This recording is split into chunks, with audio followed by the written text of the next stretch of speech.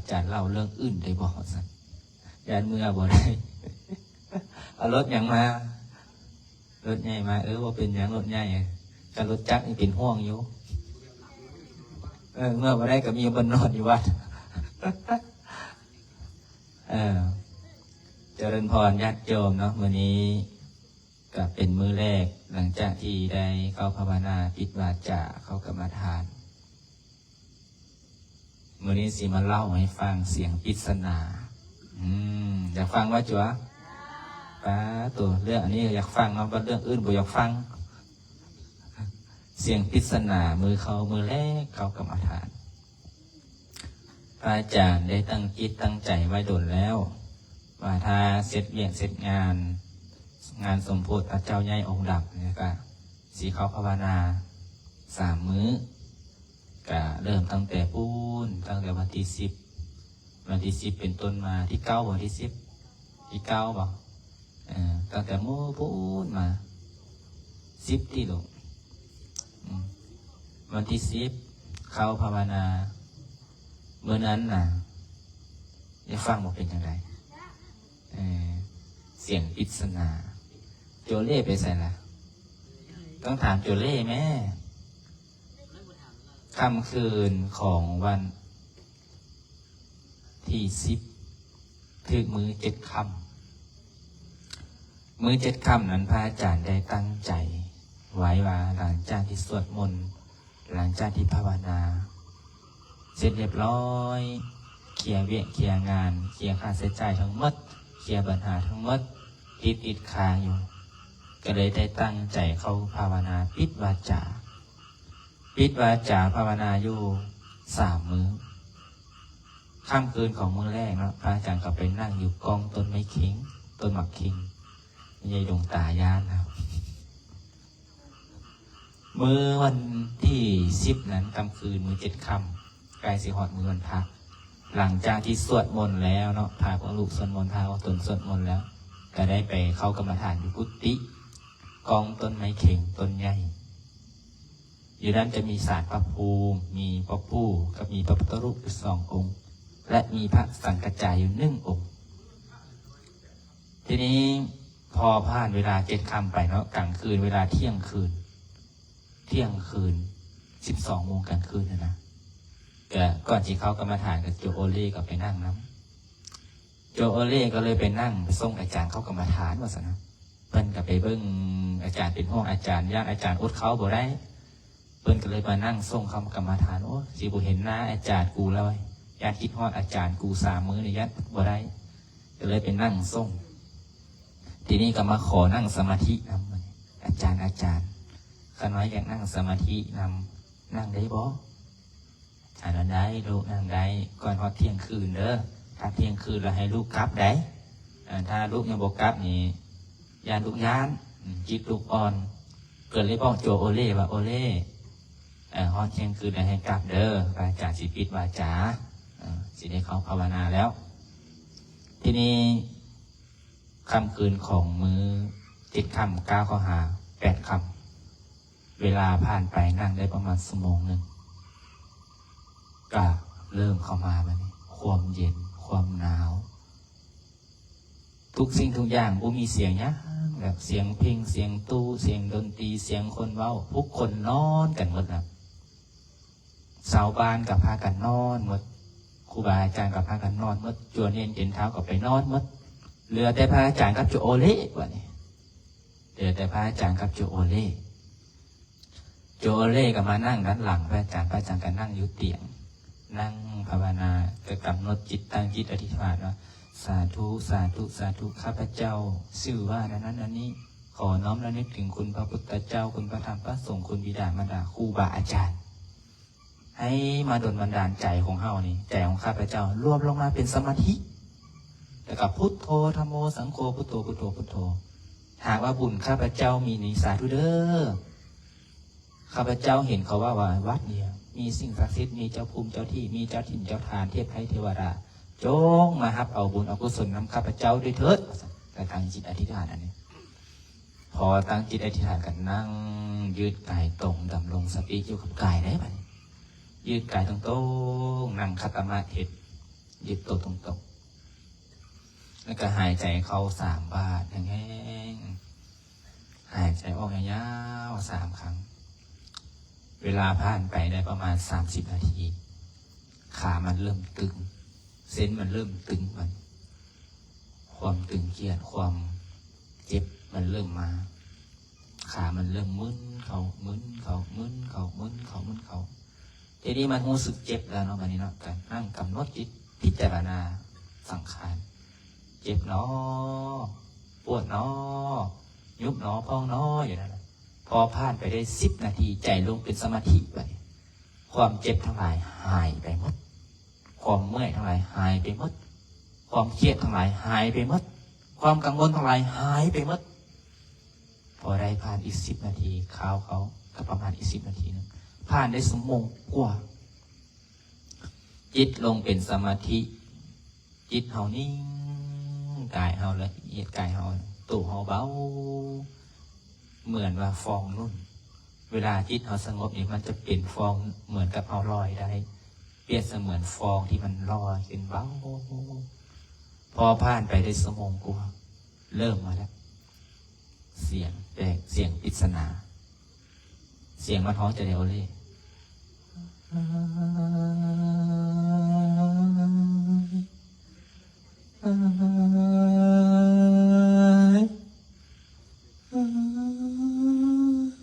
เสียงปริศนามาทีนี้พระอาจารย์คิดในใจพุทโธเนาะพุทโธเนาะพุทโธเนาะภาวนาพุทแต่ว่าโอ้บอกเป็นอย่างเกิดขึ้นคนหัวนี่ว้าวตั้งผมนี่มันนอนอยู่มันตั้งตึ๊กกันเลยตั้งอันนี้แหละผมนี่นะมันตั้งตึ๊กกันเลยพอนี้พันผ่านเนี่ยพันได้ยินเสียงให้มาแล้วเนาะวันนี้เสียงมาได้วันนี้เสียงน้อย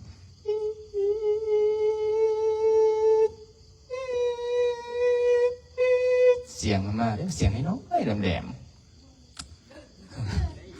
บอกไม่ยุ่งเสียงปริศนาลูกดังแค่ดังว่าทีเมื่อเสียงดังมา3-4เทื่อดังอีดมาทีนี้พระอาจารย์กับภาวนาโอ้ผ่านได้ประมาณ10 นาทีเสียงมันฮ้องมันดังบอกเลยว่าโอ้บ่ได้แล้วเลยเดี๋ยวจั่วเล่ย่านก็เลยแผ่เมตตาไปแผ่เมตตาในจิตมาเนี่ยแผ่เมตตาในใจกับแผ่เมตตาว่าสัพเพสัตตาสัทธาโหนตุอันว่าสัตว์ทั้งหลายทั้งปวงที่เป็นเพื่อนทุกข์เกิดแก่เจ็บตายด้วยกันทั้งหมดทั้งสิ้นจงเป็นผู้บ่มีเวรเท่ากันและกันจงเป็นผู้ดำรงชีพอยู่เป็นสุขทุกเมื่อเถิดแผ่ไปนี้ได้แล้วกับต่อมากัดตังปุญญังภารังไมหังสัพเพภาคีพระบันตุเตขอแผ่ในไปละขอให้สัตว์ทั้งสิ้นนั้นจงเป็นผู้มีชนได้เสวยผลบุญอันที่ข้าพเจ้าได้บำเพ็ญแล้วพอแผ่ให้ตาไปนั้นปุ๊บโอ้ว่าเป็นอะไรมิดจิรีแต่นี้จั่วเลยกะเพิ่นได้ยินเพิ่นกระสิแล่นเนาะแบบนี้แล่นบ่ได้วันนี้ขามันเจ็บขามันตึงลุกก็ลุกบ่ได้นิ่งก็นิ่งบ่ได้แบบนี้อ้าวแล้วแบบนี้อันนี้พระอาจารย์ให้เมตตาในจิตในใจพอเสียงมันสงบผ่านไปได้นาที2 นาทีพระอาจารย์ก็ลืมตาขึ้นลืมตามาเพอแม่นอย่างหัวบ่ก็ต่อไม้ด้านหน้านะเดี๋ยวไปด้านซ้ายแต่กลางเว้นบ่มีก็ต่อไม้แต่กลางคืนเห็นมี4 ต้น 3 ต้นตั้งอยู่บนเดินนั่นแหละกองบนเนินนั่นนะสูงทั้งนี้แหละเดี๋ยวไปเบิ้งก็เลยเดี๋ยวไปเบิ้งปุ๊บนึงก็เดี๋ยวกลับขึ้นมาโอ้พุทโธพุทโธพุทโธคนหนาวนี่ยาวเตะจ่อเล่มันเลยอุ่นตาเข้ามาอาจารย์ได้ยินเสียงอย่างบอกอาจารย์ได้ยินคือเขาน้อยบอกว่าสันคนอยากแล่นแล้วจ่อเล่ก็เลยว่าลูกเขามาขอบุญขอกุศลน้ำไปกลับไปนอนพักผ่อนเด้อพอสินั่งสมาธิต่ออาจารย์สินั่งภาวนาต่อนี่โจเล่ก็ขึ้นมาเพิ่นก็บอกสนหน้าสนหลังแล้วย่างเพื่อวับขึ้นมาเป็นกุฏิเพิ่นก็บอกโอ้มื้อนี้สินอนได้บ่อาจารย์ว่าซั่นนะอาจารย์กูสินอนได้บ่ตอนขึ้นมาเขานอนบ่ได้ตีพอดีเห็นโจอ้นกับพ่อสอนเพชรยังครับก็เลยโล่งใจ อันนี้โจโอเล่หลังจากที่ให้โจโอเล่ไปนอนพักเนาะให้โจโอเล่ไปนอนพักพระอาจารย์กลับมากำหนดต่ออธิษฐานเลยมันอธิษฐานว่าสาธุสาธุสาธุข้าพเจ้านี่ชื่อว่าพระโบราณเอกคจิตโตขอน้อมจิตขอน้อมใจอธิษฐานระลึกถึงพระพุทธเจ้าเป็นที่พึ่งพระธรรมเจ้าเป็นที่พึ่งพระสังฆเจ้าเป็นที่พึ่งข้าพเจ้าชื่อวันนั้นอันนี้พระโบราณขอตั้งจิตอธิษฐานขอปิดวาจา3 มื้อนับแต่เวลานี้เป็นต้นไปยกเว้นแต่จะเปล่งวาจาออกมาเฉพาะเสียงบทสวดมนต์เท่านั้นวาจาอื่นเราใดข้าพเจ้าจะขอบ่เปล่งออกมาจะเว้าจะว่าเฉพาะบทสวดเป็นบทสวดน้อมเป็นพุทธบูชาเท่านั้นขอเดชะบุญนี้จงส่งผลให้ข้าพเจ้าใจของข้าพเจ้ารวมลงมาเป็นสมาธิบุญใดกุศลใดที่ได้เฮ็ดได้ทำมาเปรตอสุรกายเทพไทยเทวดาทั้งหลายที่มาขอส่วนบุญส่วนกุศลนี้จงมาหับจับจงเอาจงให้ฮอดให้ถึงพอหลังนั้นก็นั่งกับกำหนดจิตต่อเวลาผ่านไปมันพอใจมันเป็นสมาธิเข้ามาโอ้โหจะเกิดอย่างขึ้นนะโอ้บ่ผ่านได้อีก1 ชั่วโมงมันฮอด2 โมงครึ่งมันประมาณ2 โมงครึ่งกลางคืนทีนี้ก็นั่งไปมันนั่งภาวนาพุทโธ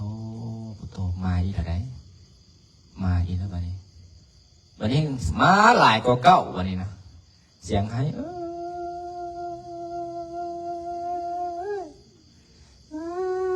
วันนี้เสียงผู้หญิงเด้อวันนี้นะเสียงแม่ม่านเสียงผู้หญิงให้กับเด็กน้อยให้พระอาจารย์โอ้ตายแล้วกูวะสุดตายอยู่บ่ว่ากูจะพอจะติ๊กแตกว่ะนะทีนี้ก็มาได้ยินกับกำหนดลมมาอยู่กับสติได้คนนาวนี่ลุกอยู่ย่านนี่ย่านอยู่แต่จั่วหัวไปเลยมันลุกว่าได้มันเจ็บขามันคัดกันอยู่นะวันนี้ตัวมันแข็งมันนั่งโดนยิงกันยิงบ่ได้ลุกกับบุบ่ได้พอได้ยินอันนั้นป้าต้องบ่ได้จะตีนั่นนี่มืนตามาเบิ้งก็เห็นสารนั่นแหละสารพระภูมิแล้วเนาะเป็นตาย่านเนี่ยเอาแต่ว่ามันมืดพอดีไฟโซลาร์เซลล์กับมดไฟพอดีฮอด2 โมงเลยเนาะไฟมันกับมดแหละทีนี้ก็นั่งภาวนาโอ้กับตั้งใจมาเอานมมือขึ้นไหนกับเมตตาสัพเพสัตตาอันว่าสัตว์ทั้งหลายทั้งปวงเด้อขุดนาคาเทพไทยเทวดาเจ้าทิ่นเจ้าทานเดวะเพศผีทั้งหลายอสุรกายทั้งหลายเปรตทั้งหลายหากพระท่านได้มาฮอดมาถึงแล้วบุญกุศลที่ข้าพเจ้าได้เฮ็ดได้ทำนี้ขอให้จงฮอดท่านหากท่านตกทุกข์ขอให้พ้นจากทุกข์เด้อได้ฮอดบุญกุศลนี้จงไปพุทธไปเกิดจงไปที่สุขที่ชอบของท่านเด้ออย่ามาเบียดเบียนจะมาเบียดเบียนในการบำเพ็ญบุญบำเพ็ญกุศลของข้าพเจ้าพออธิษฐานนั้นแผ่เมตตาไว้นั่นนิดมันเงียบออกมาเลยมันก็ไปพระอาจารย์ก็เลยว่าโอ้มันสมควรเวลาแล้วก็ขึ้นไปกุฏิมันขึ้นกุฏิแล้วคนหัวเนี่ยยังเงาผมนี่ตั้งกระเดเป็นยังมึงเป็นป่าตุ๊ปานว่าเข็มตั้งขึ้นในใจกูไปย่านเลยก็เลยว่าเป็นเหตุว่าคืนแรก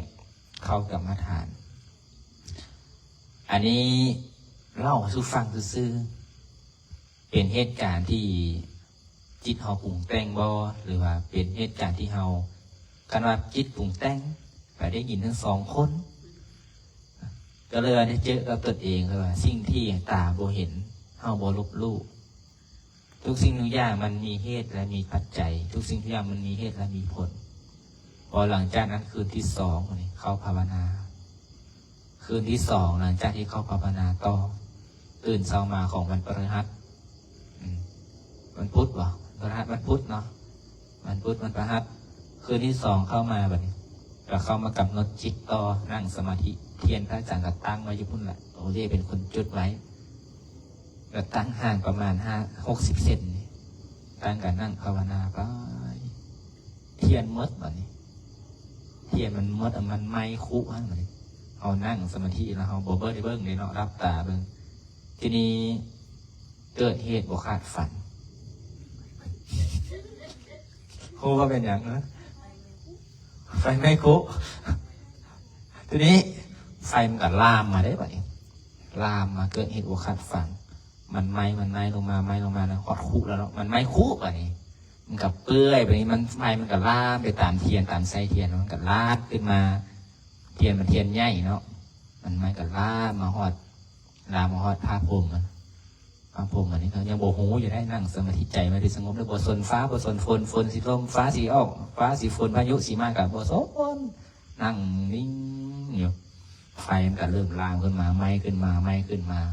แต่น่าอัศจรรย์หัวเป็นอะไรยังบ่โตน่าอัศจรรย์หัวเป็นอะไรพอขึ้นมาฮอดนี้ปุ๊บบริเวณอาสนะที่พระจันทร์นั่งอ้อมนี่นะโอ้ใหม่ปกติไฟมันลุกแห้งว่าแห้งมันก็ไหม้มาหมดอันนี้แต่พอขึ้นมาฮอดนี้ปุ๊บบ่ใหม่ดับเขตอาสนะเขตที่เฮานั่งนี่ดับมันไหม้แต่ขึ้นมาฮอดนี้เป็นสิ่งที่เกิดเหตุบ่คาดฝันการนั่งภาวนาไปกำหนดใจมันเป็นสมาธิได้เนาะกับภาวนาไปโอ้ตัวนี้คือว่าลอยได้พุ่นละลองเฮ็ดเบิ่งเด้อมื้อแรกนี้ผู้ใดอยากนั่งพระอาจารย์สิพานั่งสิพาพ่อสอนเพชรไปนั่งเบิ่งไปนั่งหลายองค์เบิ่งมันสิมาบ่ไปนั่งองค์เดียวนี่เห็นบ่พอสอนเพชรว่าอาจารย์เนี่ยเมื่อคืนนี้วันพระวันศีลเมื่อคืนว่านะขน้อยย่างไปกุฏิแล้วบ่นั่งอยู่นี่ก็มีคนมายุล้อโอ้ยมันแม่นบ่แม่นแมวบ่ใครว่าแมวยุล้อแม่นบ่ก็เลยเป็นเหตุแต่เฮาต้องเบิ่งในเหตุและผลนะลูกว่าเขามาขอหยังมาขอบุญกุศลมาขอเพราะว่าเขาเป็นกายละเอียดอ่อนเทวดาแต่ละบ่อนนี่มีมดต้นไม้แต่ละบ่อนขนาดเฮือนยังมีเจ้าเฮือนยังมีคนอยู่ดินแต่ละถอนกับดินแต่ละที่ก็คือการมีเจ้าที่เจ้าทางต้นไม้แต่ละที่มีเทวดาอารักษ์ไว้มีสัตว์สาบสิ่งนี้สิ่งที่มีอาศัยอยู่ถึงแม้สิ่งที่เขาเบิ่งบ่เห็นแต่เป็นปดเป็นมวกเป็นนกเป็นยุงเป็นอย่างเป็นสัตว์สาบสิ่งอาศัยอยู่อันนั้นแหละคือเจ้าถิ่นเจ้าทานของเจ้าเป็นบ้านเป็นเฮือนของเขาถ้าเอาไปทำลายเนี่ยก็เปรียบเสมือนไปทำลายเฮือนทำลายศาลเขานี่ฉะนั้นเป็นอย่างครูบาอาจารย์เพิ่นจึงบ่ให้พระบ่ให้ครูบาอาจารย์บ่ให้ครูบาอาจารย์บ่ให้พระสงฆ์นี่ไปฟันไม้ไปตัดต้นไม้เพราะเป็นการเบียดเบียนสัตว์อื่นให้ตกทุกข์ฉะนั้นเพิ่นจึงมีวินัยออกมาว่าห้ามครูบาห้ามพระนี่ไปตัดต้นไม้ห้ามพระนี่ไปขุดดินห้ามพระนี่ไปเฮ็ดนาไถนาเฮ็ดให้ไถนาปลูกข้าวกินเนี่ยก็จะมีกฎเพราะว่าเป็นการเบียดเบียนสัตว์อื่นให้ได้ทุกข์ฉะนั้นเพิ่นจึงมีกฎระเบียบวินัยออกมาบอกให้เป็นเบียดเบียนทุกสิ่งสถานที่นี่มีเจ้ามีของมีสิ่งที่อยู่อาศัยแม้แต่เฮาเฮือนเฮาก็ยังเฮาฮักถ้าเฮาไปทำร้ายเขาจะเป็นอะไรเขาก็เครียดเขาก็แค้นแต่สำหรับคฤหัสถ์ถือศีล 5เป็นคฤหัสถ์นี่ทำมาหากินไปนี่เฮ็ดได้เป็นโจรเฮ็ดได้แต่เป็นพระที่วินัยว่าละวินัย227ข้อฉะนั้นที่อาจารย์จึงบอกให้บอกไป4 นิ้วบอกเขาก็บ่ได้ผิดฉะนั้นที่ว่าเป็นวินัยห้ามไว้นี่ก็คือการเหตุการณ์ที่เกิดขึ้นเผากามเข้าคืนที่3มาเนี่ยคืนที่3ในวันพฤหัสค่ำคืนของวันพฤหัสญาติโยมก็มาสวดมนต์พอนั่งสวดมนต์อธิษฐานเนาะตอนเย็นนี่เดินจงกรมนั่งสมาธิก็แล้ววันนี้ที่ญาติโยมมาเสียงอาจารย์ดินสวดปุ๊บพระอาจารย์ก็ขึ้นไปนั่งอยู่ห้องพอนั่งอยู่ห้องก็อธิษฐานสาธุเด้อภาวนาสอยอย่าฟ้าฝนตกเด้อให้สวดมนต์แล้วก่อนพออธิษฐานนั้นปุ๊บสวดมนต์ปุ๊บฝนปั๊บตกฟ้าแท้พายุมันมาแต่หัวค่ำแล้วไม่มานะแต่พออธิษฐานไว้สาธุเด้ออย่าฟ้าตกให้สวดมนต์ญาติธรรมได้สวดมนต์ไว้ผ่านแล้วก่อนจึงฝนตกเด้อก็ได้เป็นบุญเป็นกุศลเทวดาเพิ่งกังห่มให้เพราะอย่างเพิ่นมาสูดมนต์เพิ่นมาฮับบุญนะเอาคู่มือคือตอนนี้มีวัดอะไรนี่มีวัดแต่เฮาเบิ่งบ่เห็นถ้ายังเห็นตอนไหนเป็นคนที่มีบุญบำเพ็ญบุญบำเพ็ญกุศลจิตต้องฝึกให้เก่ง ฝึกจิตฝึกใจให้เข้มแข็งฝึกจิตฝึกใจให้เป็นละเอียดให้มีสมาธิครูบาอาจารย์สมัยก่อนเพิ่นประพฤติปฏิบัติเพิ่นเดินธุดงค์ตามภูตามผาตามป่าตามเขาเป็นอย่างเพิ่นอยู่ได้โหบ่เพราะว่าชาวบางบดหรือว่าคนป่าคนเขาเทพเทวดาเพิ่นมาใส่บาตรให้กินในสมัยก่อนหลวงปู่ของพระอาจารย์เพิ่นได้ไปเดินธุดงค์จากอยู่แถวเชียงรายเชียงใหม่แม่ฮ่องสอนอยู่ประเทศไทยเพิ่นได้เล่าสู่ฟังว่าการไปเดินธุดงค์ในป่านะการไปธุดงค์ในป่าสำคัญที่สุดคือสติถ้าขาดสติปุ๊บนี่คือเป็นบ้าทันทีเลยขาดสติก็คือตายไปในป่าในเขาได้ถ้าผมมีสติอีกตายหรือตายอย่างเดียวบ่ตายก็บ้าเอาขาดสติย่างพลึกก้อนหินตกหิวตายนี่ขาดสตินี่เห็นอันแนวบางแป้งนี่บ่มีสตินี่เป็นบ้าเป็นอย่างเกิดจากครูบาอาจารย์บางองค์จิตโบแข็งที่เข้าป่ามาแล้วคือเป็นบ้าไปคือเสียเซนไปย้อนจิตโบแข็งย้อนเป็นคนที่บ่ฝึกจิตฝึกใจก่อนจึงไปส่วนมากส่วนหลายที่ไปเป็นเหตุแบบนั้นนะส่วนหลายเป็นพระบวชใหม่อยากลองของอยากลองวิชาพอไปพบไปเห็นไปเจอด้วยตัวเองแล้วฮับบ่ได้ตั้งสติบ่ทันก็เลยเกิดแบบนั้นมาเป็นเจียจิตเสียเส้นมาจากนั้นครูบาอาจารย์เพิ่นจึงให้อยู่กับครูภาษาก่อนอย่างน้อย4 ปีบวชมาแล้วต้องอยู่ต้องฝึกก่อน4 ปีถึงจะออกจากครูภาษาได้ถึงจะไปได้ต้องมีครูบาอาจารย์เพิ่นสอนเพิ่นทำเพิ่นสอน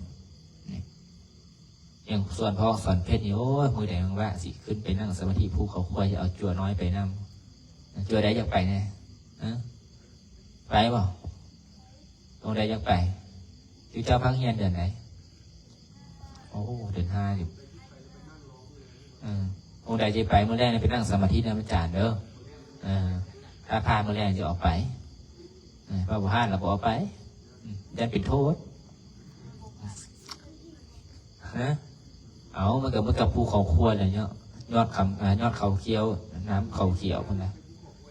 เมื่อคืนในฝันว่าได้ไปเดินธุดงค์ภูเขาควายฝันว่าย่างขึ้นภูลงห้วยขึ้นผาลงภูไปนั่งต้นอยู่ต้นกองมะเดื่อไปนั่งสมาธิภาวนาแล้วก็เกินไปอีกขึ้นไปจอมภูไปเจอบ่อน้ำบ่อหนึ่งเขียวขนาดบ่อน้ำใหญ่บ่อน้ำเขียวเป็นบ่อใหญ่พอไปเจอเลยเห็นโอ้มีทั้งสัตว์สาวาสิ่งมีทั้งปูมีทั้งป่าสัตว์สาวาสิ่งครอบอยู่นั่นเป็นน้ำเขียวป่าใหญ่ป่าน้อยเต็มอยู่นั่นทีนี้ก็เลยเป็นนั่งผ่านเห็นกระเจ้าเห็น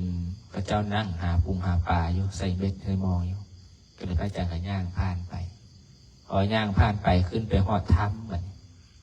จิตมันไปหอดพุ่นได้จิตมันไปฮอดพุ่นนะความมาจิตมันปรุงแต่งไปนะ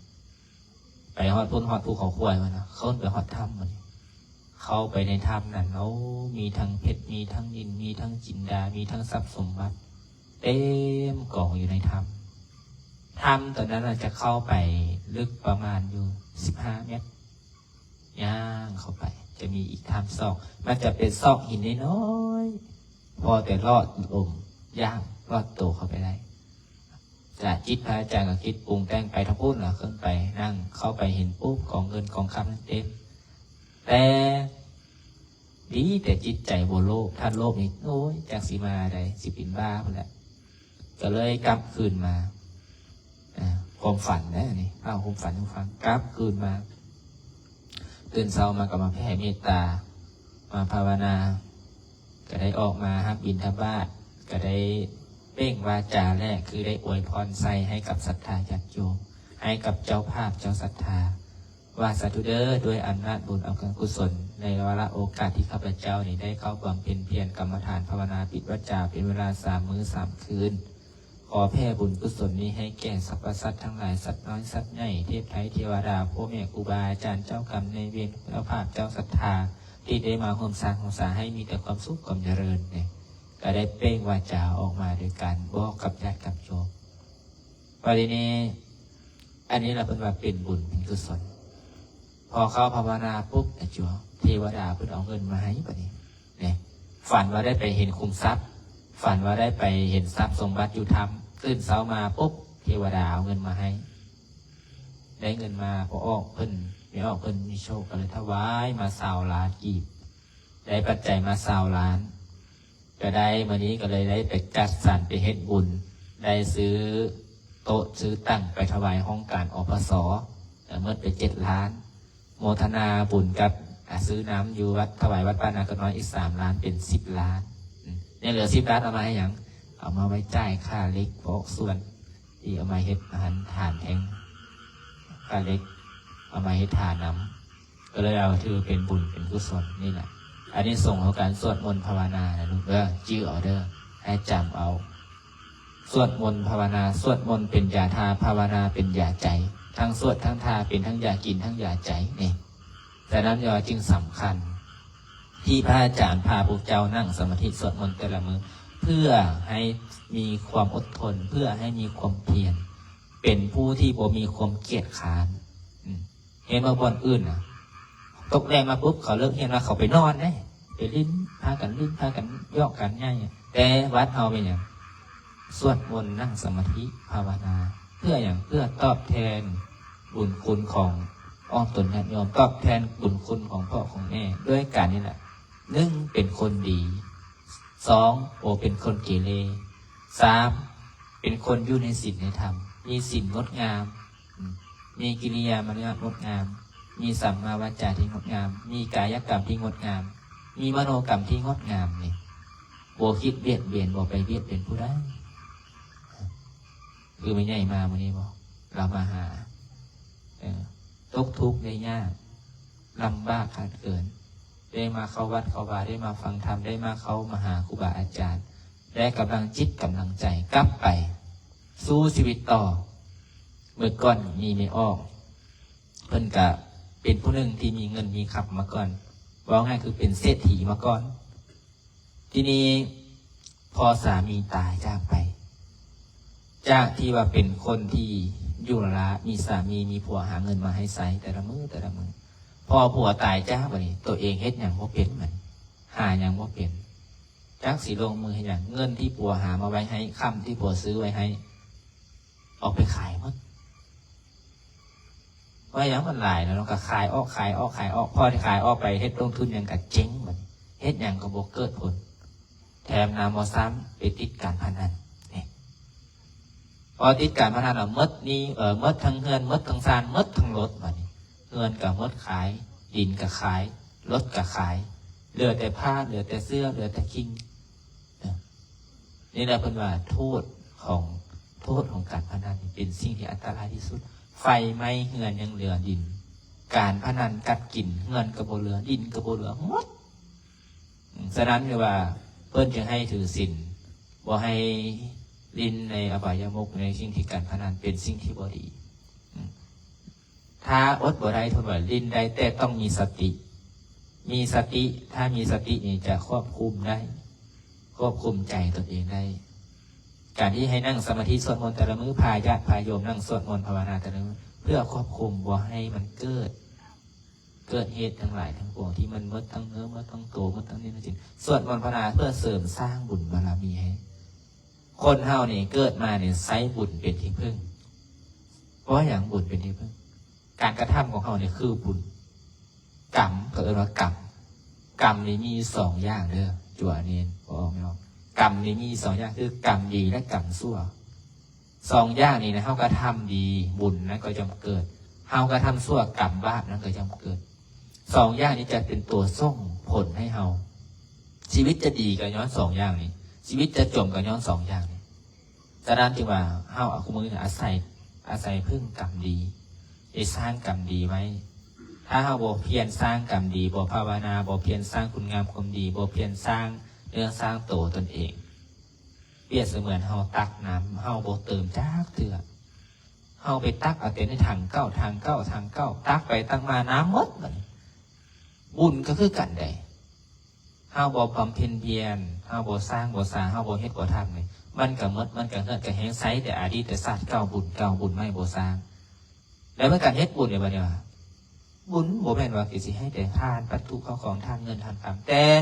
บุญนี่มันเฮ็ดได้หลายอย่างหลายทางบ บ่หมายความว่าแต่มีเงินมีคำแล้วเฮ็ดบุญได้บ่บุญนี่ไหว้พระถือศีลก็เป็นบุญบำเพ็ญทานก็เป็นบุญมีให้ทานรักษาศีลภาวนานี่ให้ทานนี่เป็นอันดับต้นๆเป็นเบื้องต้นเท่านั้นแต่อันได้บุญหลายที่สุดคืออย่างการภาวนาการถือศีลเนี่ยผู้ใดถือศีล5ถือศีล8ได้ครบบริบูรณ์ศีลครบบริบูรณ์นี้ตายไปในบ่มีตกนรกบุญสวรรค์รออยู่อันดับแรกที่ให้เห็นทันตาคืออย่างใจของเฮานี่บ่ตกนรกใจบ่เป็นทุกข์เพิ่นว่านรกอยู่สวรรค์อยู่ในอกนรกอยู่ในใจบ่เป็นทุกข์เพราะว่าบ่มีความทุกข์บ่ได้ไปเปลี่ยนภัยศีลของเฮาบริสุทธิ์บ่ได้ไปสร้างบ่วงกรรมกับผู้ใดคนที่บ่มีผัวคนที่บ่มีเมียคนที่บ่มีลูกบ่มีหลานคนที่บ่มีบ่วงที่มัดผูกไว้แสดงว่าผู้นั้นน่ะใกล้จะหมดกรรมแล้วบ่มีห่วงบ่มีพ่วงบ่มีเสื้อที่จะมัดขามัดแขนเขาไว้แต่หันหน้าเข้าถือศีลถือธรรมเข้าวัดเข้าว่าฟังเทศน์ฟังธรรมถือศีลปฏิบัติกรรมฐานภาวนาผู้นั้นเป็นมีคนที่มีบุญหลายเป็นอย่างพระอาจารย์จึงตัดสินใจบ่เอาเมียฮู้บ่เป็นอย่างที่ตัดสินใจบวชหมู่คู่เขาเอาเมียหมดล่ะแต่ได้ตั้งจิตอธิษฐานไว้ว่าจิตตั้งใจบวชตั้งใจภาวนาอย่างน้อยๆเขาได้มาสร้างน้ำกระทำบุญให้ตนเองได้บำเพ็ญบุญบำเพ็ญกุศลแผ่เมตตาวิบากกรรมที่เราเคยทำมาในอดีตศาสตร์หรือศาสตร์ปัจจุบันก็ดีสิ่งใดที่เราเคยผิดเคยพลาดมาเราละเราปลดเราปล่อยเราวางให้หมดแล้วพยายามมาฝึกมาอยู่ในศีลในธรรมมาฝึกอยู่ในผ้าเหลืองเพื่อเป็นเครื่องกัดเก่ากิเลสเพื่อเป็นเครื่องมือที่บังคับจิตบังคับใจบ่ให้ไปเฮ็ดในสิ่งที่บ่ดีนี่ผ้าเหลืองนี่นะผู้ใดห่มนี่ถึงจะเป็นคนชั่วมาก็กลายเป็นคนดีได้ผ้านี่นะผ้าเหลืองของพระพุทธเจ้านี่นะสามารถกำจัดปัดเป้าสิ่งบ่ดีทั้งปวงออกได้ในจิตในใจของคนชั่วคนที่บ่ดีเห็นบ่พอมาบวชปุ๊บได้ฟังเทศน์ฟังธรรมพอได้มาอยู่ในศีลในธรรมกลับกลายเป็นหน้ามือเป็นฝ่ามือเป็นหลังมือเป็นหน้ามือจากคนที่บ่ดีกลายเป็นคนดีถึงแม้เขาจะอยู่ในผ้าเหลืองถึงแม้เขาจะดีในเฉพาะแต่ผ้าเหลืองพอเขาออกจากผ้าเหลืองไปแล้วเขาสิเฮ็ดหยังก็เป็นวิบากกรรมอีกคนนึงอย่างน้อยๆในช่วงที่เขาอยู่ในผ้าเหลืองเขาได้สร้างน้ำกระทำบุญได้สร้างคุณงามความดีเป็นคนที่มีศีลมีธรรมถือว่าเป็นผู้ที่ประเสริฐแล้วส่งระยะหนึ่งที่เขาได้มาประพฤติปฏิบัติญาติโยมเมื่อกันที่พอออกไม่ออกมานั่งพอออกไม่ออกที่หับสมของลายอย่างน้อยๆมื้อนี้เนี่ยได้มาถือศีลได้มาปฏิบัติธรรมได้มาสวดมนต์ก็ถือว่าเป็นบุญเขาเลยสะสมบุญแต่ละมือไปเพื่อเป็นมือละเล็กมือละน้อยแสดงที่ว่าเป็นเหตุเป็นปัจจัยทุกสิ่งทุกอย่างมีสิ่งที่เป็นเหตุเป็นปัจจัยบ่มีสิ่งใดที่เกิดขึ้นโดยบังเอิญล้วนแล้วแต่มีเหตุมีปัจจัยเป็นต้นมาเนาะวันนี้ก็ขออนุโมทนาญาติศรัทธาญาติโยมจะพากันสวดมนต์เนาะวันนี้เนาะดึกละญาติไม่ใหญ่ดวงตายังนอนหาวโฮกแล้วญาติเมื่อบ่ได้ เมื่อบ่ได้ก็มีบ่นอนเด้อมันกุฏิว่างหลายได้กุฏิโยมเป็นสิริมงคลวันนี้เดี๋ยวเขาสวดมนต์แผ่เมตตาให้เจ้าทินเจ้าทานเจ้ากรรมนายเวรน้ำกันเด้อไปต่อไปพระอาจารย์จะได้อัญเชิญเทวดาสักเกกัมเมจารุเปหิริสิขรตเตจันดาริเควิมานิหิมเปรเตจักขามิตโรวนาคานิเคหวันโนมิเคเตพรหมันจยันโตเทวาสระทะวิรัสเมยขันดปนาคังติตันนังสันติเกยังมุนิวรจนังสาธโวมิสุนันโตธ ธัมมสวานคโรยัมภรันตังธัมมสวานคโรยัมภรันตังธัมมสวานคโรอายัมภรันตังสาธุสาธุข้าพเจ้าขออัญเชิญเทพไทยเทวดาสิ่งศักดิ์สิทธิ์ทั้งหลายเจ้าที่เจ้าทางเจ้ารักษาคุณนาคาภูมิเทวานาสถานที่นี้จงมาอนุโมทนาสาธุการในการสวดมนต์ภาวนาในค่ำคืนนี้ขอด้วยอานุภาพแห่งบุญนี้จงสำเร็จแก่ท่านทั้งหลายเพื่ออานุภาพแห่งบุญการบำเพ็ญภาวนาในค่ำคืนนี้ขอให้ท่านทั้งหลายจงอยู่เป็นสุขมีส่วนได้เสวยผลบุญทุกบุญทุกกุศลเหมือนเปรียบดังตนเองได้กระทำเหมือนตัวเองด้วยเถิดนะโมตัสสะภะคะวะโตอะระหะโตสัมมาสัมพุทธัสสะนะโมตัสสะภะคะวะโตอะระหะโตสัมมาสัมพุทธัสสะนะโมตัสสะภะคะวะโตอะระหะโตสัมมาสัมพุทธัสสะอิมินาสการเนะตังพุทธังอภิปุชยามะอะระหังสัมมาสัมพุทโธภะคะวะพุทธังภะคะวันตังอภิวาเทมิสวากขาโตภะคะวะตาธัมโมธัมมังนามัสสามิโสปฏิปันโนภะคะวะโตสาวกสังโฆสังฆังนามามินะโมตัสสะภะคะวะโตอะระหะโตสัมมาสัมพุทธัสสะอะระหะโต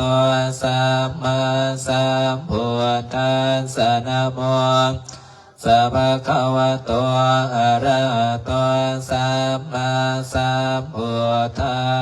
สสะพุทธังสรณังคัจฉามิธัมมังสรณังคัจฉามิสังฆังสามิตุติยามปิพุทธังสรณังคัจฉามิตุติยามปิธัมมังสรณังสามิตุติยามปิสังฆังสรณังคัจฉามิตติยามปิพุทธังอังคัจฉามิตติยามปิธัมมังสรณังคัจฉามิตติยามปิสังฆังสรณังคัจฉามิปานาติปาตาเวระมณีสิกขาปะทังสัมมาทิยามิอาทินนาทานาเวระมณีสิกขาปะทังสัมมาทิยามิกาเมสุมิสาจาราเวระมณีสิกขาปะทังสัมมาทิยามิมุสาวาทาเวระมณีสิกขาปะทังสัมมาทิยามิสุราเมรยมัสสะปะมาทัฏฐานาเวระมณีสัมมาทิยามิอิติปิโสภะคะวะอะระหังสัมมาสัมพุทโธวิสสังนะสัมปันโนสุขโตโรกวิโทอนุตตโรปุริสธัมมัสสารติสัทธาวมโนสานังพุทโธภะคะวะติสวากขาโตภะคะวะตาธัมโมทิฏฐิโกอาการิโกเอหิปัสสิโกโอปะนะหิโกปัจจตังทิตาโพวิญโยหิติโสปฏิปันโนภะคะวะโต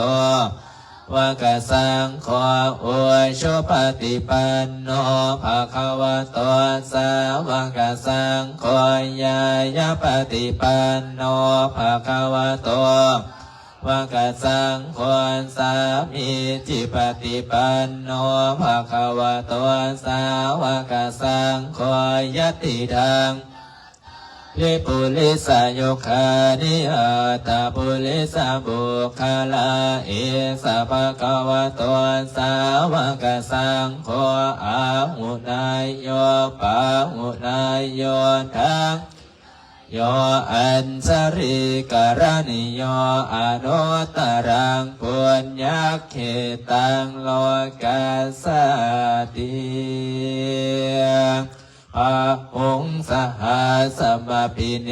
มิตัสสะวุทันตังกิริเมขรังอุติตะโคลัสสะเสนามารังบาวิตินาสิตวามุนินทตันเตสัสสะภวันตุเตสยมังกรานิมาราติเลกัมมปิโย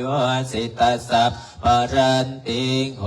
รัมปนารวกมาขมัทธาทยักขังคันติตาวิตินาสิตวามุนินทตันเตสัสสะภวันตุเตสยมังกลานินารากิเรงคสวะลังอติอัตถภูตังทาวากิจังกัมมสนิวสุธาปุเสกวิธินาสิตวามุนินทตันเตสัสสะภวันตุเตสยมังอัลลานินารากิริงคสวรังอติอัตตภูตังทาวากิจังกัมมสนิวสุธารุนันตังเมตตัมปุเสกวิธินาวามุนินทตันเตสัสสะภวันตุเตสยมังคารานิโอกิตาคากัมมติอาตสุตารุนันตังทาวันสนาปะทังคุริมาราวันตังอิติปิสังกตมโนสิตวามุนินทตันเตสัสสะเปสยมังหารานิกาตวานากาตมุทารังอิวะคัมพินิยาจินจายทวนทวัจนังสนากายมันเชสันเตนะโสมาวิธินาตันเตสัสสะภวันตุเตสยมังคารานิสัจจังวิหายมติสัจจตวาทะเกตุงวาทาปิโรปิตามานังอติอัตถโพตังปัญญาปฏิปัสสริโตมุนินทตันเตสัสสะภวันตุเตสยมังกรานินันโทปนันตปุสกังวิปุตังมหิติงบุตเตนะเทเขนะธรรมาปยันตัวอิตัวปเทสวิธินาสิตวาสัสสะภวันตุเตสยมังคารานิคาทิทิปสักเขนะสุทธาทาทังพระมังวิสวติสุติมิติปะกาพิธานังนาคเทนะวิธินาสิตวามุนินทตันเตสัสสะภวันตุเตสยมังคารานิตาปิปุตตสยมังอัตถคาทายโยวาจโนอินาอิเนสรเตมากันติอิตวานาเนกวิวิธานิจุปัตตวังขังสุขังอธิกมายนโรสปัญโยมหากรุณิโกนาโทอิตายาสัพปานินางโพเลนตวาปารมี ปันตัวสัมโพธิโมตตมังเอเตนะสัจวัสเสนะโหนโตเตสยมังกรังสยันโตโพธิยาสังขยานันติวัตโนเอวังตวังมิสโยโหหิสยาสุสยมังอปลังสิตาปัลลังเกสิเสปตาภิปุคาเลอภิเสเกสาปะปุนางอาคาปันโตปะโมหติสุนาคันตังสุมังอรังสุปาภาตังสุโอติตังสุขโนทางพระมจาริสุปทากินังกายคัมมังวาจากัมมังปทากินังปทากินังมโนกัมมังปณิเตปทากินาปทากินานิกาตวานาลพันตเทปทากิเนสัมปจิสามินาสังสีโมพมมาจมหาเทวาสัพเพยคาพมมาจมหาเทวาพิลาภาวะวันตุเมวะปุญโยมาราโภวะวันตุเมมิเตปะโหติโยวิลาโคนายังวิลาอิงสาวิลาทาสีวิลาทาสาวิลาอิทิโยปุราสามานีมาปุราสาสวะโอมสามปจิสามีเพ่งเพ่งมาภาเลือเลสามปจิสามีนาสังสีโมพมมาจมาเทวาสัพเพยคาปรายันติพมมาจมาเทวาภวันตุเมวะปุญโยมาราโภภวันตุเมมิเตภะโหติโพธามาอุนะโมพุทธายาวิราชโยวิรโคนายังสาวิราธาสีวิราธาสาวิราอิทิโยพุราสามานีมาพุราสาสวะโหมสามจิตสามีเพ่งเพ่งมาภาเลสามปจิสามีนาสังสีโมพมมาจมาเทวาสัพเพยคาปรายติพมมาจมาเทวาพิลาภาเมวะปุญโยมาลาโภภวันตุเมมิเตภะโหติพุทธามาอุนะโมพุทธายาเวลาอิงสาวิลาราสีวิลาราสาวิลาอิทิโยพุทธสามานีมาพุทธสาสวะโหมสามจิสามีเพ่งเพ่งภาภาเรือสามมีนาสังสีโมพมมาจมหาเทวาสัพเพยคาปรายันติพมมาจมหาเทวาพิลาภาภวันตุเมวะปุญโยมาราโภภวันตุเมมิเตติโพธามาอุนะโมพุทธายาวิราธาโยวิลโคนายังวิลาอิงสาวิลาราสีวิลาราสาวิราอิทิโยพุราสามานีมาสมโหมสามปจิสามีเพ่งเพ่งมาภาเรือสามปจิสามีนาสังสีโมพมมาจมาเทวาสัพเพยคาพมมาจมาเทวาพิลาภาภวันตุเมวะปุญโยมาราโภภวันตุเมมิเตภะโหติพุทธาวิลาทโยวิลาโคนายังวิลาอิงสาวิลาทาสีวิลาทาสาวิลาอิทิโยพุราสามานีมาวิเพ่งเพ่งภาภาเรือสามปจิสามีนาสังสีโมพมมาจมาเทวาสัพเพยคาปลายันติพมมาจมาเทวาพิลาภามาปุญโยมหาราโภภวันตุเมมิเตภะโหติพุทธามาอุนะโมพุทธายาวิราธาโยวิลโคนายังวิลาอิงสาสีวิลาทาสาวิลาอิทิโยพุทธสามานีมาพุทธสาสวะโหมสามปจิสามีเพ่งเพ่งมาภาเลสามนาสังสีโมพมมาจมาเทวาสัพเพยคาปรายันติพมมาจมาเทวาพิลาภาวะวันตุเมวะปุญโยมาลาโภนะโมพุทธายาวิลาทโยวิลโคนายังวิลาอิงสาวิลาราสีวิลาราสาวิลาอิทิโยพุทธสามานีมาพุทธสาสวะโหมภ พาหาเลือสามปจิตสามีนาสังสีโมพมมาจมาเทวาสัพเพยัคฆาปลายันติพมมาจมาเทวาพิลาภาเปมาปุญโญมาราโภภวันโตเมมิเตปะโหอติพุทธามาอุณโมพุทธายาวิลาทายโยวิลโกนายังวิลาอิงสังวิลาทาสาวิลาอิทิโยพุทธาสามานีมาพุทธาสาสวหอมสามปจิสามีเพ่งมาเรสามปจิสามีนาสังสีโมพมมาจมาเทวาสัพเพยัคฆาพมมาจมาเทวาพิลาภาภวันตุเมมาปุญโญมาราโภภวันตุเมมิเตภาโอติพุทธามาอุณโมพุทธายาวิลโคนายังวิลาอิงสาวิลาราสีวิลาราสาวิลาอิทิโยพุทธาสามานีมาพุทธาสาสวะโหมสามปจิสามีเพ่งมาเร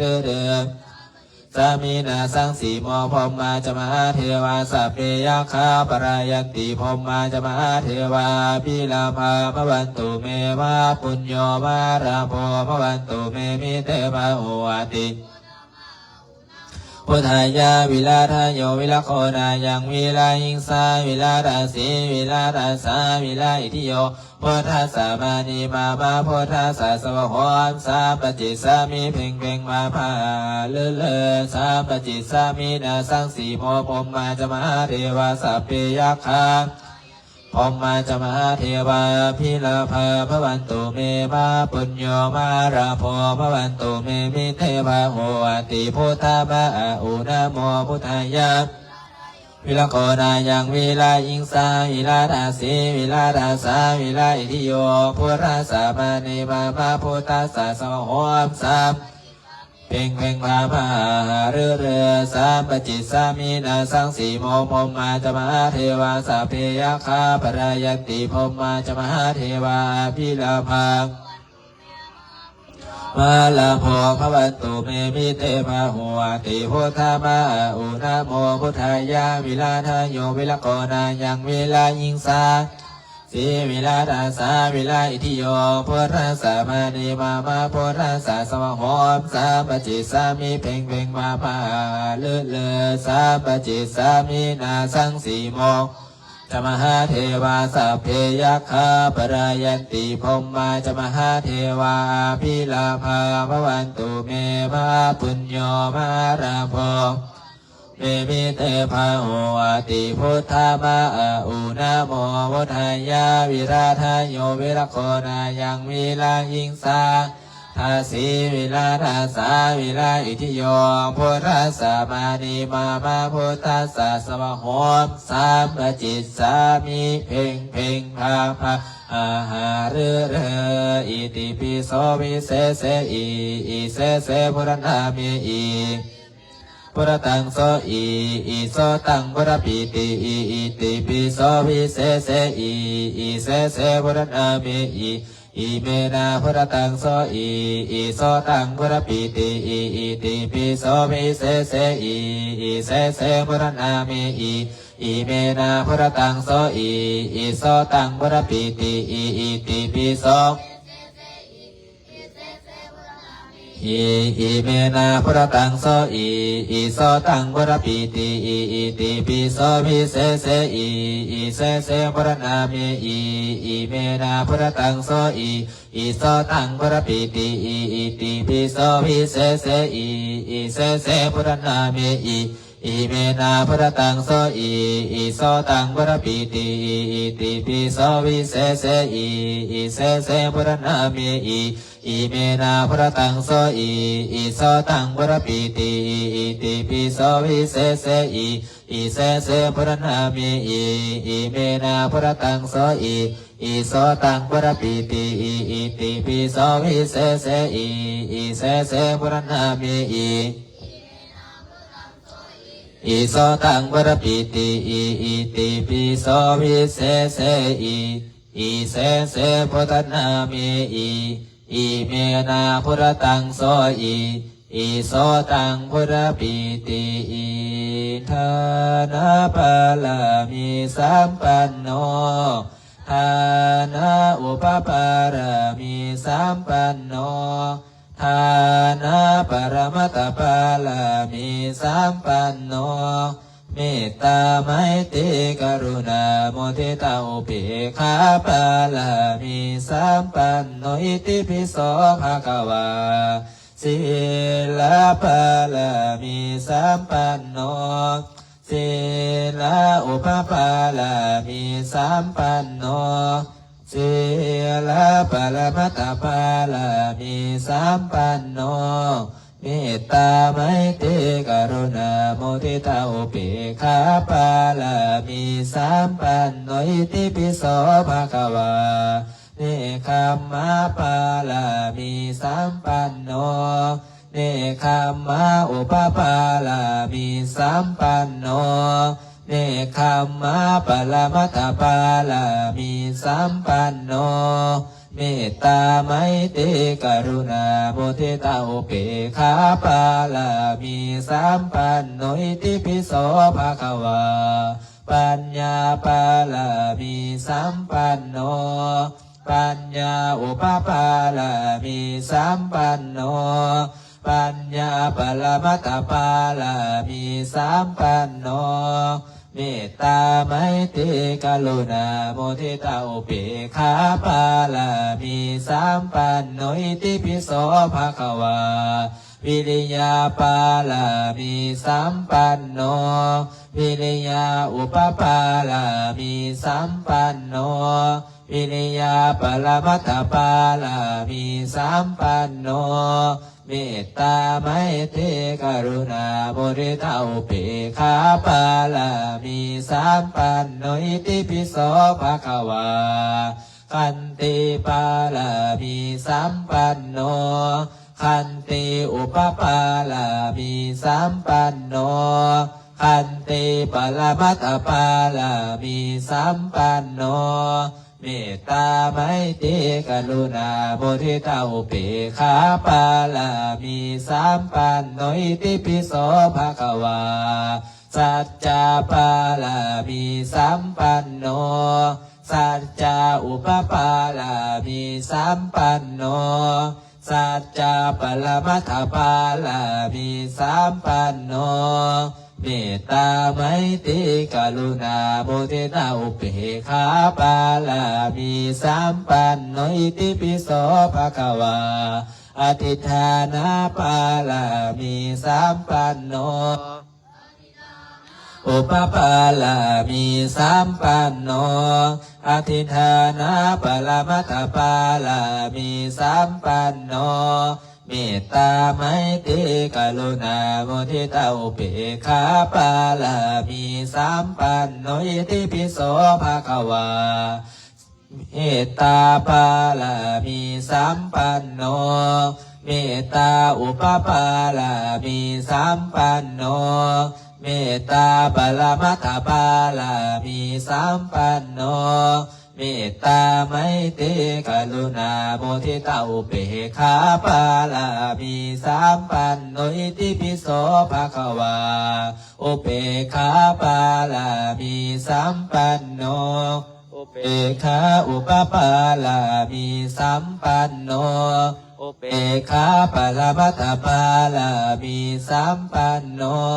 เมตตาไมตรีกรุณาโมทิตาอุเบกขาปาลามีสัมปันโนอิติปิโสภะคะวาทัสสะปาลามีสัมปันโนทัสสะอุปปาลามีสัมปันโนทัสสะปรมัตถปาลามีสัมปันโนเมตตาไมตรีกรุณาโมทิตาอุเบกขาปาลามีสัมปันโนอิติปิโสภะคะวาพุทธังสรณังคัจฉามิธัมมังสรณังคัจฉามิสังฆังสรณังคัจฉามินะมามิหังอิมัสสมิงมงคลจักรวาลตั้ง8 ทิศประสิทธิจงมาเป็นละกำแพงแก้วทั้ง7 สาน การหลอมล้อมหลอบขอบตัวอนัตตาราสเสมานาเขเตสมันตาสตโยชนะสตสหัสสานิพุทธาสารปริเกเตลาขันตัวชุราขันตุอิมัสมิงมุงคลจักรวาลดังแปดทิศ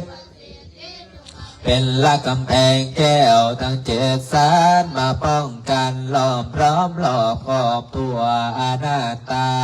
ราสเสมานาเขเตสมันตาสัตโยชนะสัตสหัสสานิธรรมสารปริเกเตพระขันตัวชุราขันตุหิมัสมิงมงคลจักรวาลทั้งแปดทิศที่จงมาเป็นละกำแพงแก้วทั้งเจ็ดสานมาป้องกันล้อมล้อมหลอบขอบตัวอนัตตาลาสเสมานาเขเตสมันตาสัตโยชนะสัตสหัสสานิกาพุทธาสารปริเกเตราคันตุชราคันตุอิมัสมิงมงคลจักรวาลดังแปดทิศที่จงมาเป็นละกำแพงแก้วทั้งเจ็ดสานมาป้องกันล้อมรอบหลอบขอบตัวอนัตตาลาสเสมานาเขเตสมันตาสตโยชนะสัตสหัสสานิสังฆาสารปริเกเตลาคันตุสุราคันตุภวตุสัพพมังคลังลาคันตุสัพพเทวตานุภาเวนัสสัทธาโสติภวันตุเตภวันตุสัพพมังคลังลาคันตุสัพพเทวตาสัพพธรรมานุภาเวนัสสัทธาโสติภวันตุเตภวันตุสัพพมังคลังลาคันตุสัพพเทวตาสัพพสังฆานุภาเวนัสสัทธาโสติภวันตุเตข้าพเจ้าขอระลึกถึงคุณพระพุทธเจ้าคุณพระธรรมคุณพระสงฆ์คุณบิดามารดาครูบาอาจารย์จงมาดลบันดาลให้ใจของข้าพเจ้ารวมลงมาเป็นสมาธิพุทโธธัมโมสังโฆพุทโธธัมโมสังโฆพุทโธธัมโมสังโฆพุทโธพุทโธพุทโธอันที่นี้ให้เราพากันตั้งจิตตั้งใจนั่งสมาธิ5 นาทีเพื่อเป็นบุญเป็นกุศลการได้บำเพ็ญบุญบำเพ็ญกุศลให้แก่ตนเองได้ตั้งจิตตั้งใจภาวนาเพราะว่าอย่างการสวดมนต์เราได้สวดแล้วการถือศีลเราได้สมาทานแล้วที่นี้ขั้นตอนถึงการภาวนาเรากำหนดลมกำหนดจิตตัวเองให้มีสติอยู่กับลมหายใจยืดกายให้ตรงดำรงสติอยู่กับตัวเองอยู่กับกายหายใจเข้าพุทหายใจออกโทหายใจเข้าพุทหายใจออกโทอันนี้เป็นการกำหนดลมเบื้องต้นเรากำหนดจิตกำหนดลมหายใจเข้าหายใจออกหรือบริกรรมคาถาบทใดบทหนึ่งเพื่อให้เป็นจุดใจกลางเป็นบทใดบทหนึ่งที่ให้จิตของเขานั้นรวมลงมาอยู่ในจุดเดียวจุดหนึ่งจุดเดียวบ่ให้มันกระซับกระส่ายบ่ให้มันคิดวกวนไปในสิ่งที่เป็นอกุศลในสิ่งอื่นเฮากำหนดพุทโธหรือว่าโบขึ้นโบอ่านก็ได้โบกลับไปให้หูเฉพาะจิตของเราหูปลายหูดังของเรานี่จมูกของเรานี่ เวลาลมที่มันกระทบปัดดังกับหูว่าออกเวลาเราดึงเข้ากับหูว่าเข้ากำหนดลมหายใจเย็นๆปล่อยว่างปล่อยกายให้สบายสบายยืดตัวให้ตรงดำรงสติอยู่กับกายเด้อเดี๋ยวต่อไป15ญาติโยมนั่งสมาธิสัก5 นาทีเพื่อเป็นบุญเป็นกุศลเด้อพระอาจารย์จะได้ยุติการใช้เสียงให้พากันนั่งภาวนาเบิ่งใจตัวเอง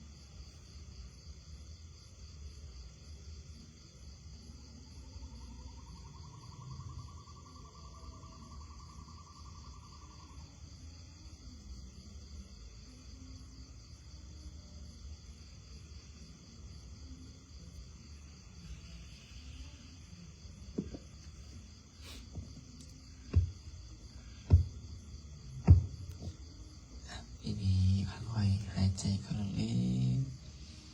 หายใจออกยาวแล้วพนมมือขึ้นแผ่เมตตาพร้อมกันเด้อเทวดาเพิ่นมาได้รับบุญเปรตอสุรกายเพิ่นมาได้รับกุศลนำเฮาแล้วสัพเพสัตตาสัทธาโหนโตอะเวราสุขสีวิโนขอให้สัตว์ทั้งหลายจงเป็นผู้บ่มีเวรต่อกันและกันจงเป็นผู้ดำรงชีพอยู่เป็นสุขทุกเมื่อเถิดกาตังปุญญังพลังไมอังสัพเพภาคีภวันตุเตขอให้สัตว์ทั้งสิ้นนั้นจงเป็นผู้มีส่วนได้เสวยผลบุญอันที่ข้าพระเจ้าได้บำเพ็ญแล้วนั้นเถิดอรังสัมมาสัมพุทโธภควาพุทธังภวันตังอภิวาเทมิสวากขาโตภควตาธัมโมธัมมังนามัสสามิสุปฏิปันโนภควโตสาวกสังโฆสังฆังนามามิสาธุด้วยอำนาจบุญอำนาจกุศลบุญกุศลใดที่ได้ประพฤติปฏิบัติดีแล้วขอให้เทพไทยเทวดาสิ่งศักดิ์สิทธิ์ทั้งหลายเจ้าดินเจ้าดอนเจ้าตอนเจ้าญาเจ้าภพเจ้าภูมิบุตรนาคาสัมภเวสีอสุรกายเพียรอสุรกายทั้งหลายตั้งแต่เบื้องบนลงมาตั้งแต่ใต้อเวจีขึ้นมาเบื้องโขงนับตาจักรวาลเป็นเขตขอให้ท่านทั้งหลายจงได้มีส่วนร่วมอนุโมทนาสาธุการในบุญในกุศลนี้ด้วยเถิดทีนี้จัวพร้อม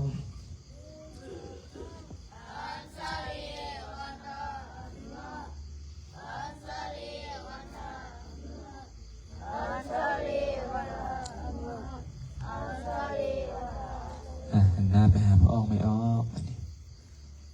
พระออกไม่ออกพร้อมกัน1 2 3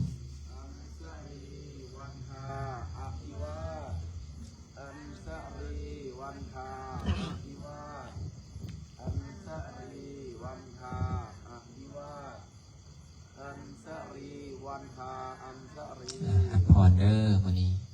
ขออนุโมทนาบุญกับ ศรัทธาญาติโยมที่ได้เข้ามาสวดมนต์ทางออนไลน์ก็ดีในสถานที่นี้ก็ดีพอทุกการสวดมนต์พอทุกการภาวนาล้วนแล้วแต่เป็นการสะสมซึ่งบุญเนาะหากันตั้งใจครับพรเป็นภาษาบาลีสุขีทิคายโยโกภาวะอภิวาทนาสิริสนิจจังวุธาปัญจยิโนจัตตารโอธัมมาวัฏตันติอายุวันโนสุขังพลังญาติน้ำอุทิศบุญกุศลให้เจ้าที่เจ้าทานเจ้ากรรมนายเวรเด้อทุกขปัตตาจานิทุกขพยาปัตตาจานิพยาโสกปัตตาจานิโสกาหุนตุสัพเพปิปานิโนเอตาวาตาจามเออิสัพพตังสัมภะทังสัพเพเทวะอนุโมหันตุเมตตากรุณามุทิตาอุเปกขาสัพเพสัตตาสุขิตาหุนตุสัตตาเวราหุนตุสัพเพสัตตาพยาปัสสาหุนตุสัพเพสัตตาเรกาหุนตุสัพเพสัตตาสุขีอัตนังปริหารันตุสุขีสุขีอายัดน้ำวันนี้อุทิศบุญให้กับสัมภเวสีรอบแอมค้างให้อธิษฐานนะเด้ออัฏฐาสิเมอักขสัมเมยติมิทาสักขาจะเมเปตานังทักกินังดัสสะบุเปกันนามนุสสานังนะอิรุนังวาโสโกวาญาวัญญาปาริเทวานานาตังเปตายามัทายะเอวะทันติตันติยัญจโยอาจัญญโคทินาทินาสังฆามิโสปฏิทิตาทิคารตังหิตายะทานาโสอุปกัปปติโสยติธรรมโมจะอายังนิทัสสิโตเปตนาบูชาจักตาอุรราภนันจะภิกขุนามานุปตินังโตเมหิปุญญังปัสสตังอานาปกันติสาธุอนุโมทนาบุญเด้อจั่วองค์ใดที่นั่งสมาธิต่อเดี๋ยวไปกองต้นไม้พุ่นเด้อกองต้นไม้ปูต้นไม้เข่งใหญ่พุ่นกุฏิอาจารย์องค์ใดสิไปนั่งสมาธิแล้วอาจารย์รับไปองค์ใดบ่ไหวแล้วก็พักสาธุอนุโมทนาบุญกับโยมพ่อโยมแม่ออกตนญาติโยมทุกคนเด้อมื้อนี้เอาบุญเอากุศลมาฝากขอให้ได้บุญได้กุศลเปรียบเสมือนดังตนได้กระทำเองอนุโมทนาสาธุบุญขอให้มีความสุขความเจริญให้โชคดีร่ำรวยเมื่อนี้เมื่อสินให้มียุมีกินได้หาเงินหาคำให้ขึ้นให้เกิดวันนี้พระเดชพระคุณพระอาจารย์ลินเพิ่นได้เดินทางไปกินนิมนต์อยู่ที่ประเทศไทยเนาะก็กลับเมืองอื่นตอนแรงพุ่นละก็จะได้ไปงานมื้อนี้พระอาจารย์บ่แน่ใจว่าสิมาทันพาญาติโยมสวดมนต์บ่เพราะเนื่องว่าจะได้ไปงานกิจนิมนต์อยู่2บ่อนหนึ่งก็คือวัดป่านาคุณน้อยเพิ่นได้จัดงานเทลองทองลอกพระอีกบ่อนหนึ่งก็คืองานสมโพธิอยู่ที่วัดลาดควายบ่ฮู้ว่ามื้ออื่นสิมาทันบ่ถ้าทันก็พาญาติโยมสวดมนต์คือเก่าถ้าบ่ทันก็อนุโมทนาสาธุบุญนำกันเนาะเพราะเดินทางไปก็ยันค่ำยันดึกแต่พระอาจารย์ลินน่าจะมาทันเนาะพระอาจารย์ลินน่าจะมาทันแต่พระอาจารย์จะได้ไปงานนิมนต์งานสมโพธิพระและก็งานเททองรอบพระโอ้มีแต่งานไม่ออกอนุโมทนาบุญเด้อบุญใหญ่มาฮอดบุญใหญ่มาถึงได้มาฮอดมาถึงแล้วและก็เจ้าภาพจะศรัทธาญาติโยมญาติธรรมตอนนี้พระอาจารย์เนาะเอาตรงๆบอกว่าอ้อมพระอาจารย์เป็นคนอ้อมตอนนี้ได้เจ้าภาพจะศรัทธามาครับเป็นเจ้าภาพปูนมือเสาก็มีโยมแม่วันแม่โยมแม่วันเนาะก็ได้ร่วมมาเป็นเจ้าภาพปูนกาวอีก6 เป๋าแล้วก็มีเจ้าภาพจะศรัทธาญาติโยมที่เดินทางมาเมื่อนี้มาถวายปัจจัยร่วมเป็นเจ้าภาพปูนอีกคนละ1 เป๋า 2 เป๋าตอนนี้ญาติโยมญาติธรรมพระอาจารย์กำลังขึ้นปูนน้ำตกตอนนี้กำลังขึ้นปูนน้ำตกที่ด้านหลังนี่นะตอนนี้กำลังสร้างปูนจะได้ใช้อยู่ปูนเขียวแล้วก็ปูนกาวผสมกันแล้วก็ทรายตอนนี้เห็นใจตนญาติโยมหลายปูนก็ขึ้นสินค้าก็ขึ้นน้ำมันก็ขึ้นราคาแพงก็ขึ้นคณะมืออื่นนี่พระอาจารย์สิสร้างปูนมาเทเขาต่อหม้อฐานน้ำนี่นะฐานน้ำที่จะเป็นอ่างน้ำไว้เก็บไซในวัดนี่นะก็ยังขึ้นบวกมาอีก300 บาทต่อคิวญาติโยมแต่ก่อน1,900 บาทต่อคิวแต่นี้มาเป็น2,300 บาทล่ะป้าตกขึ้นแท้ขึ้นว่าจะได้ก็ย่าค่อยเฮ็ดค่อยเป็นค่อยไปญาติโยมก็พระอาจารย์เป็นกำลังจิตกำลังใจให้เด้อหาเงินหาคำให้ขึ้นให้เกิน ให้ขึ้นให้เกิดให้หั่งให้มีให้ร่ำให้รวยให้อดให้ทนสู้ทนต่อไปเพื่อนว่าชีวิตยังบ่สิ้นต้องดิ้นต่อไปเนาะชีวิตยังบ่สิ้นต้องดิ้นต่อไปพระอาจารย์ก็คือกันศาลาบ่ทันแล้วน้ำตกบ่ทันแล้วก็ต้องได้อดได้ทนสู้ต่อไปบำเพ็ญบุญบำเพ็ญกุศลให้ญาติให้โยมประสบผลสำเร็จสาธุเด้อยมพ่อยมแม่ผู้ใดมีจิตศรัทธาหรือมีกำลังพอที่จะรับเป็นเจ้าภาพปูนเนาะต้นหนึ่งตอนนี้ราคาปูนขึ้นต้นละ1,800,000 กีบเป่าปูนกาวนั้นเป่าละ 85,000 กีบเป่าซิมังสีเขียวนั้นเป่าละ 70,000 กีบญาติโยมญาติธรรมท่านใดยังรับเป็นเจ้าภาพก็สามารถรับนำกันได้เนาะอนุโมทนาสาธุบุญเด้อยมพ่อยมแม่เอาบุญเอากุศลมาฝากเด้อบุญใดกุศลใดที่ได้เฮ็ดได้ทำและพระอาจารย์ก็ขอยกมือใส่เท้าเก้าใส่หัวอนุโมทนาบุญนำเนาะสาธุเด้อเจริญพรเดี๋ยวจีพา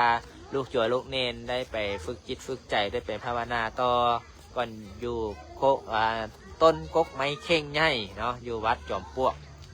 เพราะว่าอยู่วัดนี้มันเป็นวัดภาษาเก้าอยากจวมคือพระอาจารย์เราหั่นแหละแต่ก่อนนะเขาก็เอาผีไตโหงมาฝังมาทิ่มอยู่นี่แหละมีผีไตโหงเกิดอุบัติเหตุคนที่เขาบอกให้เอาเข้าบ้านตายแล้วเขามาฝังไว้อย่างนี้โอ้แต่ก่อนบนยาชีวะมันเป็นป้าดงป้าเล่าป้าดิบเพราะว่าแม่เขาแถวนี้มีคนตายหมดฝังเกื้อมอยู่นี่นะมีแต่คนตายโหงได้มาฝังก็เลยว่ามาสร้างเป็นวัดเป็นวาได้มาสวดมนต์ภาวนาแผ่เมตตาให้ข้าเจ้าได้ไปพุทธได้ไปเกิดได้อานิสงส์ผลบุญไปดังนั้นตนนั้นโยมเด้ออนุโมทนาสาธุบุญทำการสถานที่นี้ได้ตั้งจิตตั้งใจไว้แล้วว่าจะให้เป็นสถานที่สวดมนต์ภาวนาเป็นตั้งใจไว้สถานที่นี้จะตั้งใจให้เป็นบ่อนถือศีลปฏิบัติธรรมสายบุญสายทานญาติโยมญาติธรรมโยมพ่อโยมแม่ได้มาถือศีลได้มาปฏิบัติธรรมก็เกิดให้กำลังจิตกำลังใจได้สู้ได้สนได้อดได้ทนได้เขาคิดเขาปฏิบัติไปฝึกได้ไปรอบไปล้อมให้ตนเองมีกำลังใจฉะนั้นจังใดก็ยาก10 สิล้ม20 สิล้มแต่อย่าให้ใจล้มก็พอ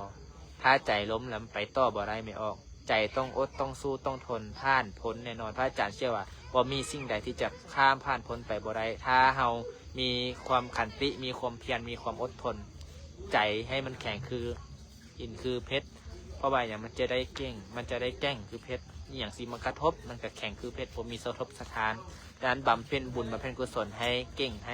ห้ใจนี่มันเข้มแข็งดังดุจดังเพชรดังทองคำดังเพชรที่มีสิ่งใดมากระทบก็ยังสู้ยังอดยังทนต่อไปเนาะพระอาจารย์ก็ขออนุโมทนาสาธุบุญเด้ออนุโมทนาบุญกับเจ้าภาพเจ้าศรัทธาญาติโยมที่ได้ร่วมกันคนละเล็กละน้อยเนาะอย่าลืมอย่าพลาดนะปูนเป่าละ70,000 กีบปูนกาว85,000 กีบหรือว่าอยากฮับเป็นเจ้าภาพปูนเอามาถวายก็เอามาได้เป็นวัตถุอาจารย์กะฮับเด้อวัตถุเล็กปูนเล็กเส้นบอเล็กเส้นเล็ก14บอหรือเล็ก12บอกะฮับเล็ก8กะฮับเล็ก6กะฮับนะญาติโยมนะเล็กกะฮับวัตถุอุปกรณ์ฮับเมดมีซีมังมีปูนมีทรายมีหินฮับเมดเพราะวัดกำลังพัฒนาวัดกำลังสร้างการศึกษาจะต้องได้ใช้วัตถุอุปกรณ์หลายแต่เครื่องกับแพงเห็นใจพอออกไม่ออกเนาะสถานเงินอาคารกันยากส่วนนี้ก็เป็นกำลังจิตกำลังใจให้เด้อสาธุรับคิวรวยให้ญาติโยมนำเด้อ